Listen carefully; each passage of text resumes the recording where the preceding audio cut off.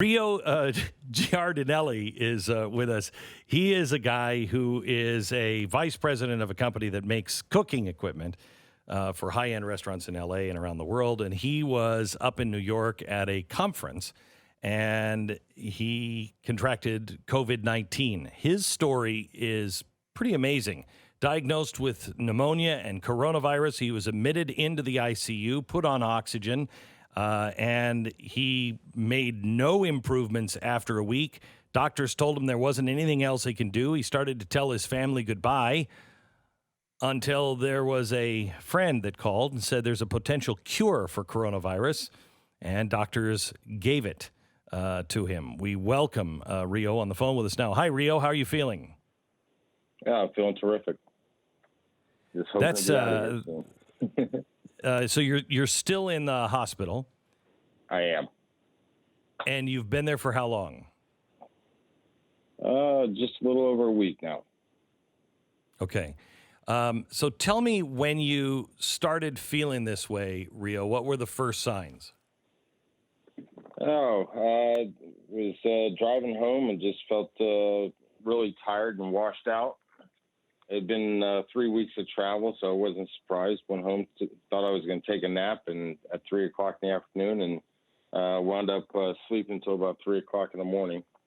When I woke up, I had a fever and a headache, and said, all right, well, I'm in bed for a couple of days now, so I took my aspirin or Tylenol, and it just continued for about 5 days. Started developing a back pain and a cough, and knew something wasn't right. So made phone calls to hospitals and urgent cares and doctors, and no one, everybody pretty much said you need to stay home and don't come here because we don't want to infect other people. Wasn't able to get a test, and found out that a hospital near me was providing the test. So drove to the hospital and was going to go in line underneath the tent to take my test, but I was sweating profusely and about passed out. They grabbed me and took me into the ER, and I've been here since.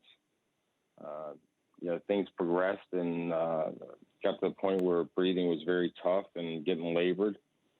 Speaking got very tough, and on Friday, it just got to the point where, in my mind's eye, I wasn't going to make it till Saturday morning.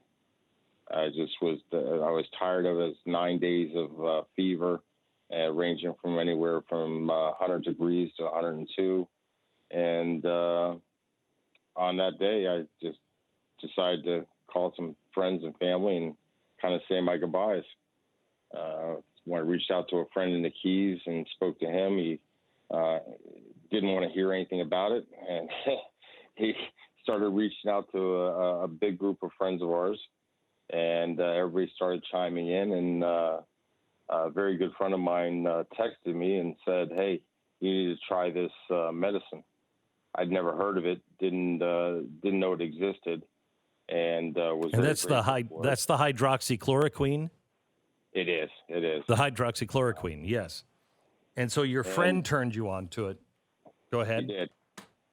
He did, and I mentioned it to the nurse, who then mentioned it to the doctor. Doctor came in and said it wasn't something he could prescribe, but put me in touch with a infectious disease doctor who listened to my story and authorized the use. The nurse came in 30 minutes later, gave it to me, and during that night I had a couple of complications that were unrelated to the medicine, but more to do with the virus. And when I woke up at exactly 4:45 in the morning, I woke up and realized I no longer had a fever. My back pain had subsided, and I was feeling good. I was feeling like I was ready to go out in the boat. Now, the doctors are saying that this isn't necessarily from the hydroxychloroquine, but, what else would it be from? Well, they're saying, they said that the complications I had the night before weren't. The heart, my heart was pounding out of my chest. They said that was probably more about the progression from the virus, and maybe a little case of anxiety. Like I said, I thought I was facing the end of my life. But they came in, they got me calmed down, gave me some Benadryl and something else to help me go to sleep. And when I woke up, I was, I mean, I know it sounds crazy, but I was feeling absolutely perfect to the point that I called the nurses in.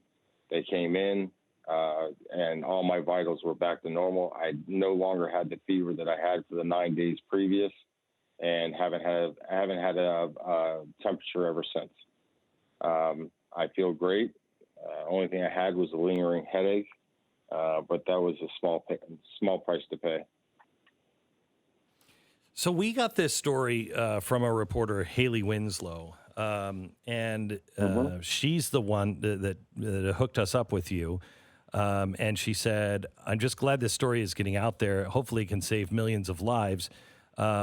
Haley, I don't think understands either why this story is not everywhere. Instead, the press is focusing on some people that drank some stuff or took some tablets that were for what was it, Stu? Like a fishing pond or something like that? Fish tank, yeah. It's what? Tank. Fish tank. They weren't even paying attention to what was being said, and you can't take this without a doctor's supervision. No, that's correct. What were the doctors and the nurses there? Because it's not the way we're getting your story. We're not getting it from the hospital saying it was a miracle, this stuff worked. They're saying they're not sure. No, they're certainly being cautious about it. They say there's no science behind it.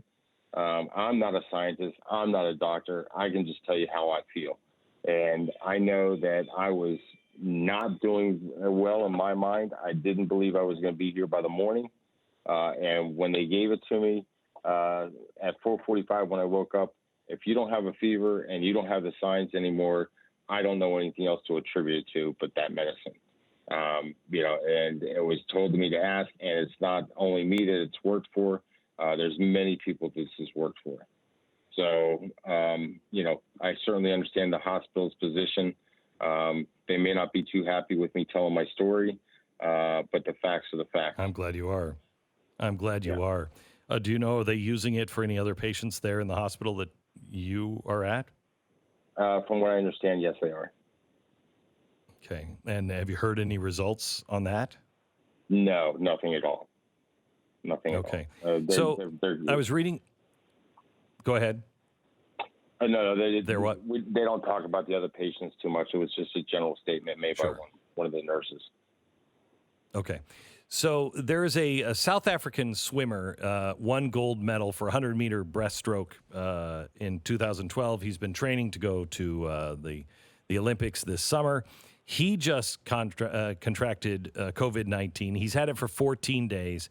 He said and he's in shape, and his lungs are obviously in shape. And he said, it's the worst virus I've ever endured. He said, I'm really healthy with strong lungs. He said the symptoms were all severe. He said it started as serious fatigue. Then he said even any kind of walking just left me exhausted for hours. He said there's just nothing like this. It's not the flu. The guy we just had on right before you, Rio, he said it was just a bad flu. Where are you on this? Well, I can tell you that I'm a businessman that sleeps maybe 5 hours a night and have done that my entire life. And this had me sleeping 12 to 15 hours a day. And I never sleep that much. So I can go with the fatigue and understand that 100%. I think it hits everybody a little bit differently depending on who you are. The headaches were just intense. The fever was there was nothing you could do to break the fever. The cough. Now, I didn't get the sore throat that other people get. So I guess it's an individual thing.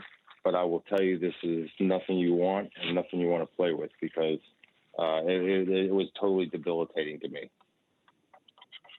Great. I'm glad that you're doing so well, Rio. And do you any idea when you go home? I'm really hoping today, but I haven't had an opportunity to speak to the doctor yet, and the nurses don't know. So with any luck, I'll Good. be out here this afternoon. I'm starting That's to feel great. like Groundhog Day. There's nothing worse when you're feeling better and ready to go. There is nothing That's worse right. than being trapped in a hospital. All right. Thank you so much. I Just trying to appreciate it. get home Rio. with my You bet. family. Thank you very much. Yep. God bless.